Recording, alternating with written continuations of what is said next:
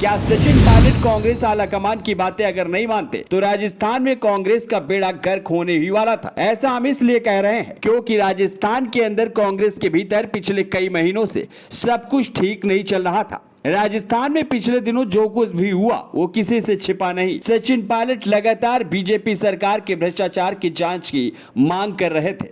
सचिन पायलट का कहना था कि अशोक गहलोत सरकार ने भ्रष्टाचार के मुद्दों पर अब तक कोई कार्रवाई नहीं हुई। पूर्व डिप्टी सीएम सचिन पायलट जिस तरह से बीते कुछ दिनों से राज्य सरकार पर लगातार दबाव बनाने की कोशिश कर रहे थे, उससे साफ जाहिर होता है कि राजस्थान में कांग्रेस के भीतर कुछ बहुत बड़ा उलटफेर होगा। सचिन पायलट आए दिन अपनी ही सरकार के सीएम अशोक गहलोत पर एक के बाद एक नई तरह के गंभीर आरोप लगाते रहते हैं। ऐसे में राजस्थान की सियासत में जब बवाल ज्यादा बढ़ने लगा तो कांग्रेस आलाकमान ने सीएम अशोक गहलोत और सचिन पायलट को दिल्ली बुलाया। इसके बाद कांग्रेस आलाकमान की तरफ से सचिन पायलट को कई बातें समझाने की कोशिश की गई। पार्टी के बड़े नेताओं की मौजूदगी में कांग्रेस अध्यक्ष मल्लिकार्जुन खड़गे ने दोनों नेताओं के मतभेद को खत्म करने की कोशिश की गई। सचिन पायलट और अशोक गहलोत के बीच हुई सुलह की जानकारी देर रात कांग्रेस महासचिव के सी वेणुगोपाल ने मीडिया को दी। उन्होंने मीडिया के सामने आकर कहा कि सचिन पायलट और अशोक गहलोत दोनों ही नेता कांग्रेस के लिए महत्वपूर्ण स्थान रखते हैं। वहीं आगामी विधानसभा में हमारे पार्टी के ये नेता मिलकर राजस्थान में विधानसभा चुनाव लड़ेंगे। साथ ही पायलट और गहलोत के नेतृत्व में पार्टी राजस्थान में जीत हासिल करेगी। हालांकि कांग्रेस आलाकमान के समझाने के बाद मुख्यमंत्री अशोक गहलोत और सचिन पायलट के बीच रिश्तों में कितना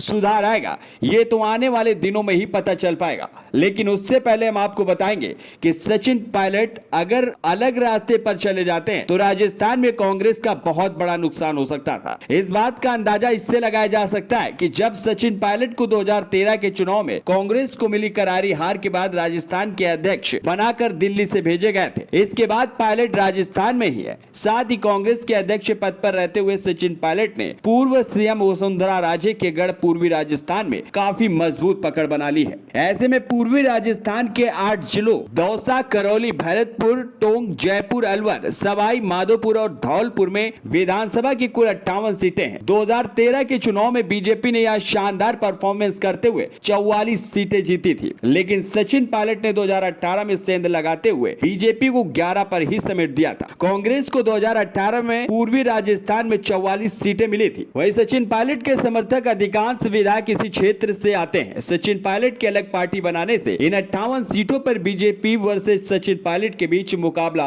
हो सकता था। इसके अलावा अजमेर, नागौर और बाड़मेर की करीब 20 सीटों पर भी सचिन पायलट का दबदबा है। इन इलाकों में भी सचिन पायलट कांग्रेस का खेल खराब कर सकते थे, लेकिन कांग्रेस आलाकमान ने उससे पहले ही दिल्ली में एक काफी लंबी मीटिंग करके दोनों में सुलह समझौता करवा दिया है। हालांकि इससे पहले भी कांग्रेस आलाकमान कई बार दोनों में सुलह करवा चुका है। वहीं 2023 में राजस्थान चुनाव भी होने हैं। वैसे आपको क्या लगता है कि अशोक गहलोत और सचिन पायलट दोनों में सुलह का असर कब तक रहेगा? क्या इस बार सचिन पायलट अशोक गहलोत को सीएम बनने देंगे? खबरों में बस इतना ही। अगले अपडेट के लिए बने रहिए खबर हिंदुस्तान में। नमस्कार।